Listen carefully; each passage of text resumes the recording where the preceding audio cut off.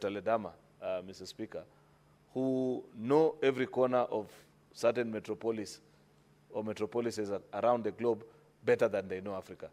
I am no exception to that, Senator Ledama, so you don't need to protest, Mr. Speaker. If today...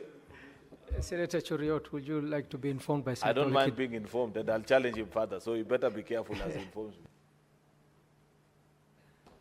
Mr. Speaker, let me inform the majority leader that I'm among the few people who have actually driven across Africa. I drove from South Africa all the way to Nairobi, through Botswana, through Zambia, and then Tanzania, and all the way to Kenya. And number two also, I've also really driven across South Africa. I like traveling, and I have walked across the United States of America. So one day, I will walk across Africa. Mr. Speaker, Senator Ledama has actually helped to affirm my point, that he knows the Americas more than he does his own Africa. Mr. Speaker, you can see he only mentioned four countries out of 54, Mr. Speaker. And forget about the countries. This man, because I know him because he's my friend, if you are with him in America, he will describe for you street by street of some of the bigger cities there. Outside this Nairobi, I doubt, Mr. Speaker, if there is any other African country that he knows the name of a street, including neighborhood here in Dar es Salaam, Mr. Speaker. Maybe Kigali for other reasons, but Mr. Speaker. Anyway, on a more serious note, there is something else, Senator Ledama, you need to check. I followed, you said something that got my attention about Captain Ibrahim Traore.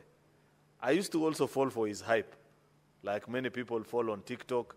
I saw another journalist another time saying, oh, did you see the way he was cheered when he arrived for the inauguration of the Ghanaian new president, Mr. Speaker? And I was excited like most people, until I did some further research about what is exactly going on in Burkina Faso.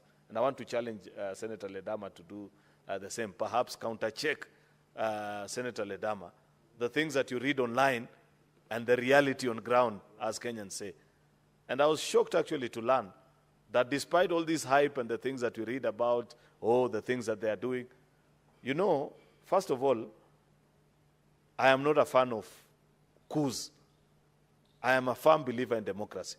I strongly believe that if there were lesser coups in Africa and more transitions by the ballot, Africa will advance better than it is doing through coups and by the power of the bullet. For that reason, I am not a big fan of that particular gentleman. But more importantly, the reason why the military, led by him, took over Burkina Faso is that they insisted that there were challenges with security in their country. And there were terrorists ravaging around, killing people, and all these kind of challenges. You need to check Senator Ledama, because from the research that I did, is that actually since they took over power, and wars are very costly. You can see what is happening to the gentleman in Ukraine. See how he's being embarrassed and the things that he's being taught. Because wars are extremely expensive. If you don't have a way through which you will fund your war, then you better not start it. So the unfortunate situation in that country, and we need to check, unfortunately they are not part of the Great Lakes, but this is just to make the point that we need to understand our continent better, is that since coming into power by the bullet of Captain Ibrahim Traore, they have lost 40% more territory to the terrorists that were ravaging people. So it's easy to read all these things online, TikTok, and people say, certain things are happening. But do your research further. And that's a tragedy with Africa. That is part of what this report is telling us, that as parliamentarians, Mr. Speaker, in African nations, we know very little about our continent.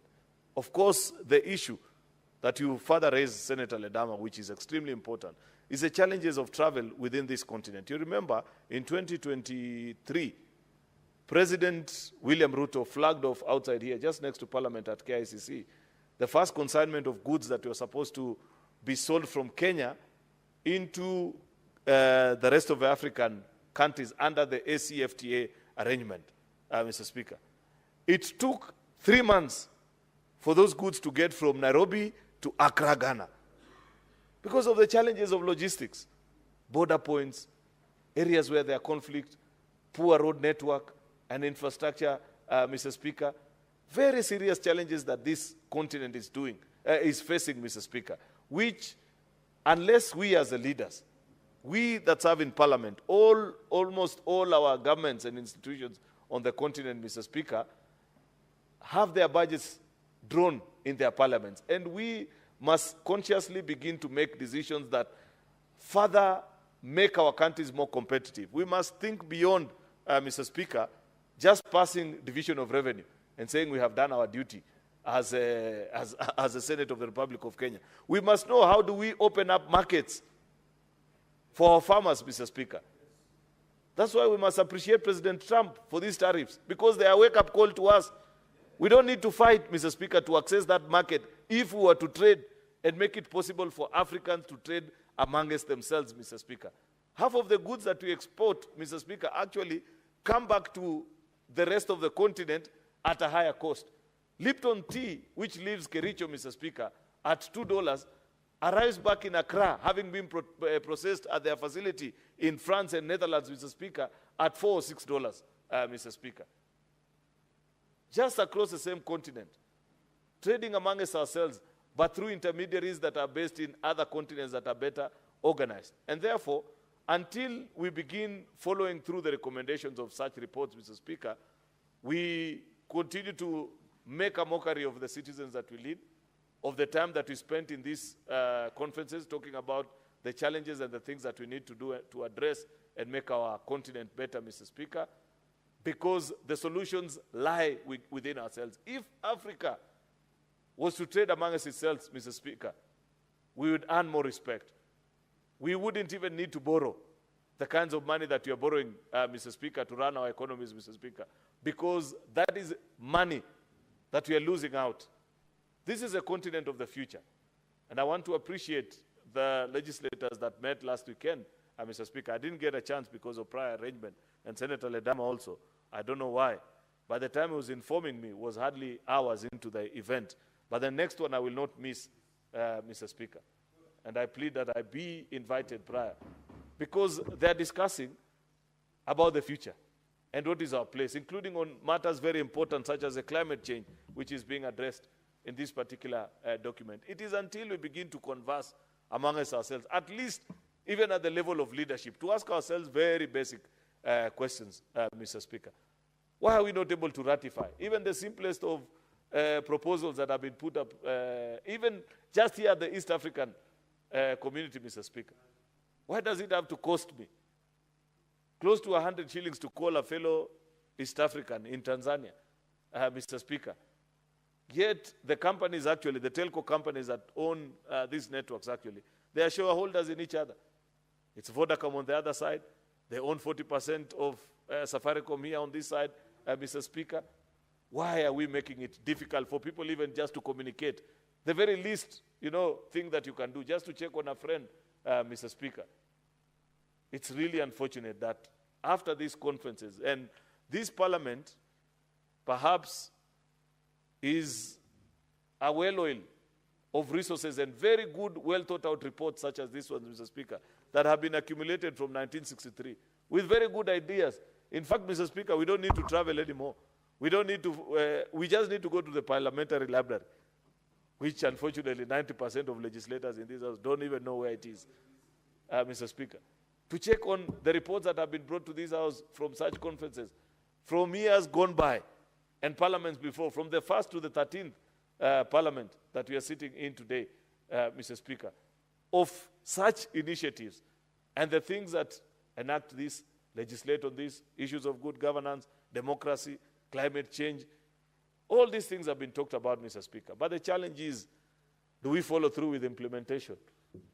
Or are we satisfied, for example, today that after we pass this report, you can see from part of the recommendations, even this particular report, and I'm happy many of the colleagues that spoke on this particular topic, Mr. Speaker, refer to it, that we're actually being challenged to legislate on this, push for policy change with this regards. At least this one, is on a very alive topic, because climate change is a conversation that Kenya actually has taken leadership in on the global stage and even continentally here.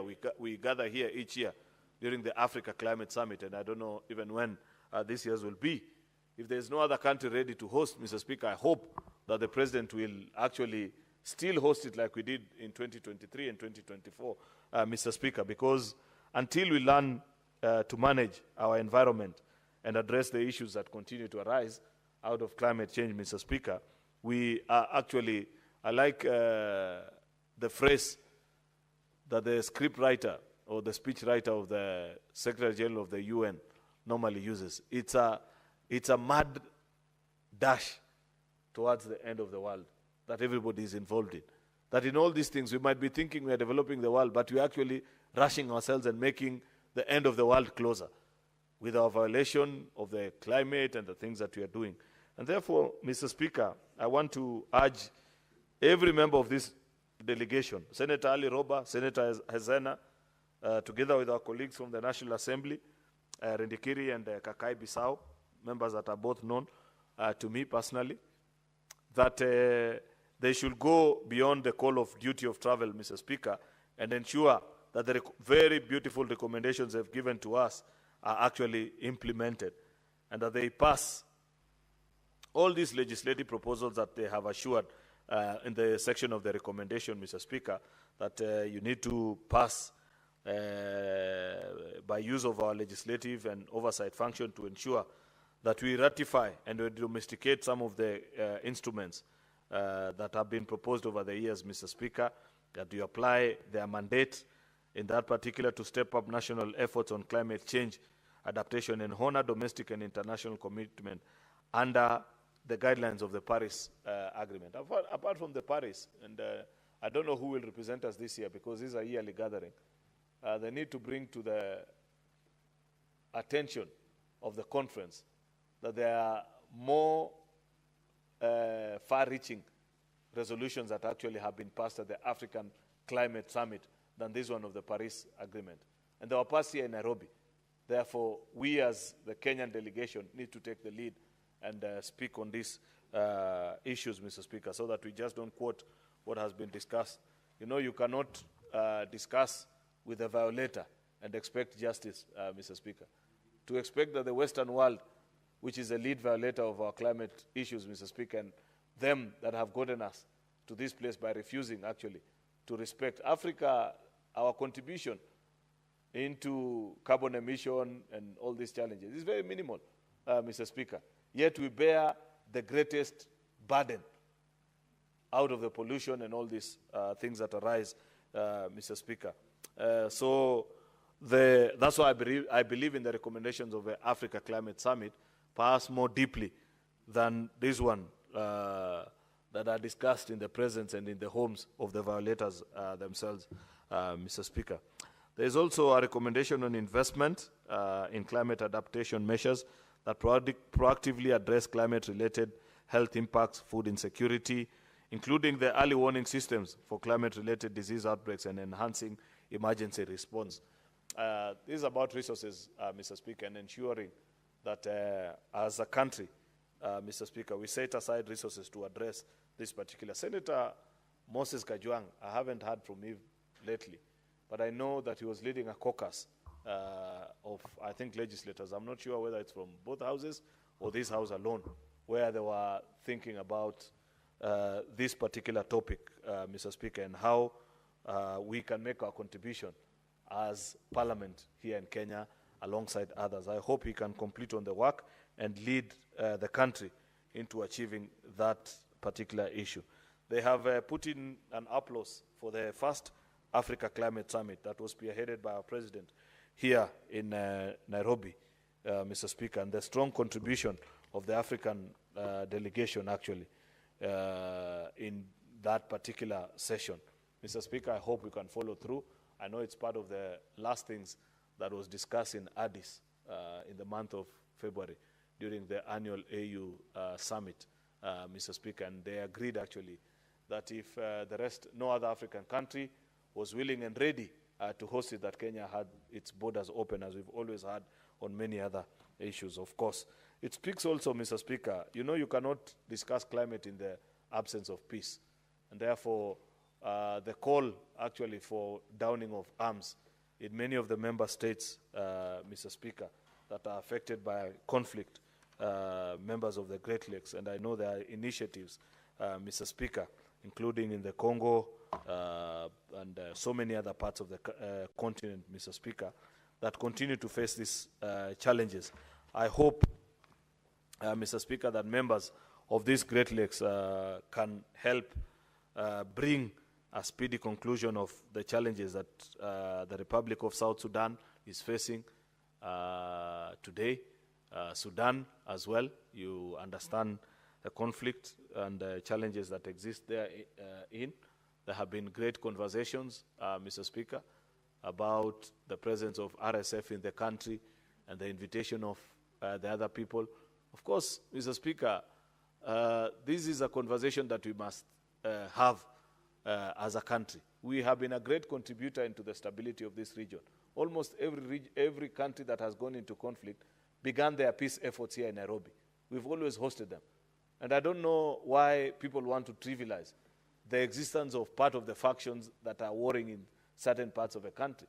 Mr. Speaker, before parties can agree, you need both parties around. And to have both parties, they report. These are people that are fighting. You don't expect them to agree and say, let us go to Nairobi on the same day. So if one of the parties show up, Mr. Speaker, what we should be calling up for, Mr. Speaker, is for the aggressors, Mr. Speaker, or the people that are in conflict, Mr. Speaker, with them, to equally show up here or any other part of the country, of the continent, Mr. Speaker, so that we can conclude on this particular conflict. Senator Mungatana spoke about the cry and the pleas of the people of Congo, Mr. Speaker, which is something that has been with us for a long, long time. And it's a sad story because naturally, Congo ought to be the largest economy on the continent of Africa because of the resources that they have, the land size, fertile land, and all these things. But because of conflict of all these years, Mr. Speaker, you understand how their economy is. And it's been very difficult to bring together the parties, Mr. Speaker, and get them to agree. I hope this process that is ongoing, that is spearheaded by the Great Lakes Initiative, Mr. Speaker, can yield actually fruit so that these people can get to live peaceably, enjoy life, Mr. Speaker, and enjoy their country.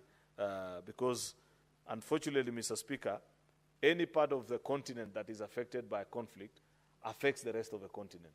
Because it is until there is sufficient peace on the continent that we'll be able actually to carry out the trade that we were talking about earlier, that we'll be able to move around the continent with freedom.